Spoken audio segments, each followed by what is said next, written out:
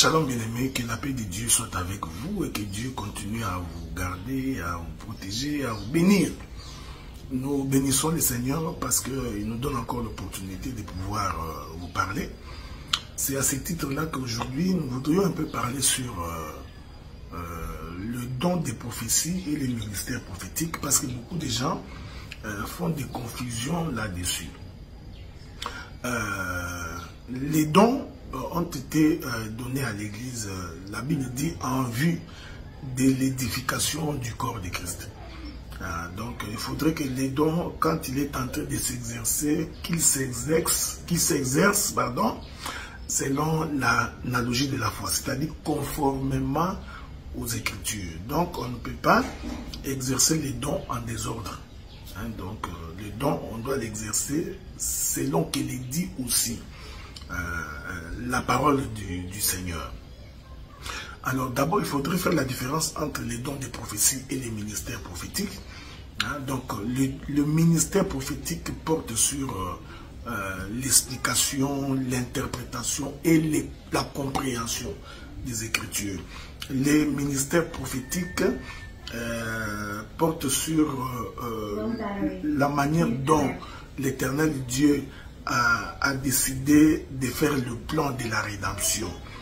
Donc, comment il crée, comment l'homme pêche, comment Dieu entre dans les temps, quels sont les événements qui sont fixés, comment Dieu sort de la maison d'Israël pour aller visiter les nations, comment quand il aura fini avec les nations, on va retourner en Israël, comment la suite des choses vont se faire après l'enlèvement. Donc nous parlons là du temps de l'Antéchrist, de la guerre de Gog Magog, Armageddon, le millénium et autres là. Le ministère prophétique, comme vous le savez, entre dans toute cette logique-là et ça porte essentiellement sur la compréhension des Écritures. Ok?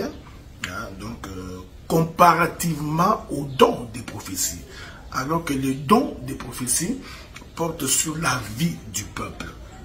Donc, sur ce qui peut vous arriver, sur ce que Dieu a promis de réaliser avec vous pendant que vous êtes sous le soleil. Donc, le don des prophéties n'est pas là pour expliquer la pensée cachée de l'Écriture. Ça, c'est le travail du ministère prophétique.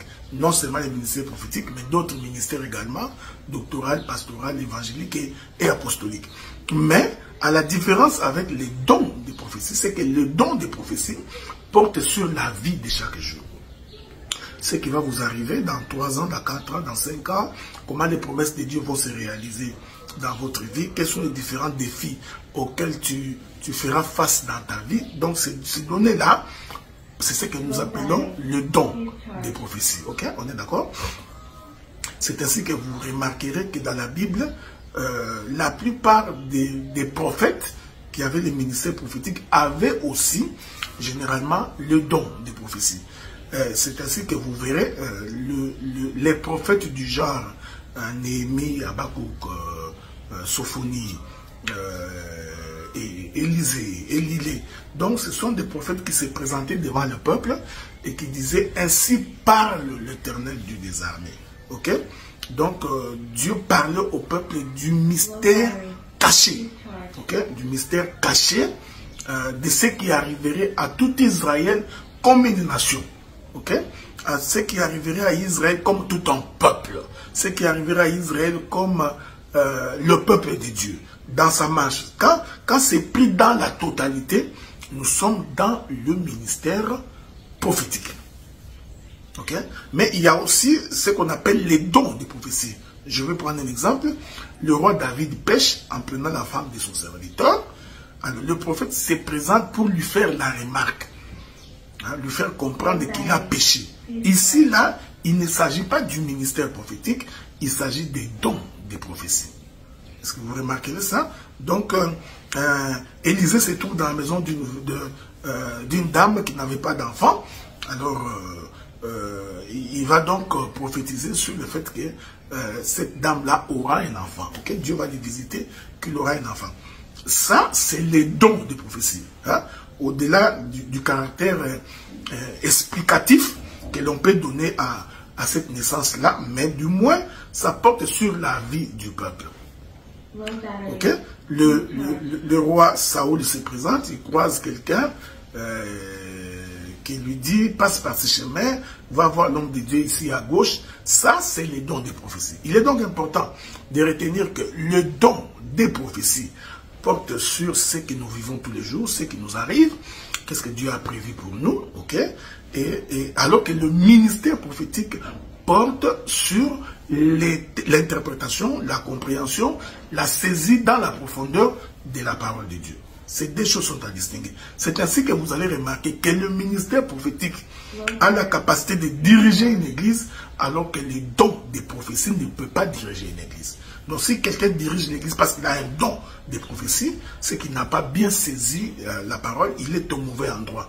Le ministère prophétique peut édifier l'église par le ministère de la parole, alors que les dons de prophétie ne peuvent pas diriger l'église. C'est comme ça que nous avons beaucoup de difficultés. Il y a des femmes et des hommes qui ont les dons de prophétie, mais en ayant les dons, ils se sont transformés en pasteurs. C'est ce qui est dangereux. Je vais revenir là-dessus tout à l'heure là. Revenons sur cette différence que nous mettons entre le ministère prophétique et les dons de prophétie. Ça vous permettra de ne pas aller dans une église où celui qui a un don, il se transforme en pasteur.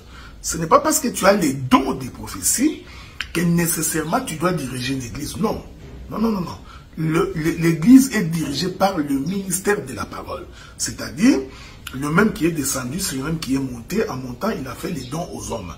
Hein? Donc, en faisant des uns comme apôtres, prophètes, docteurs, évangélistes et prophètes.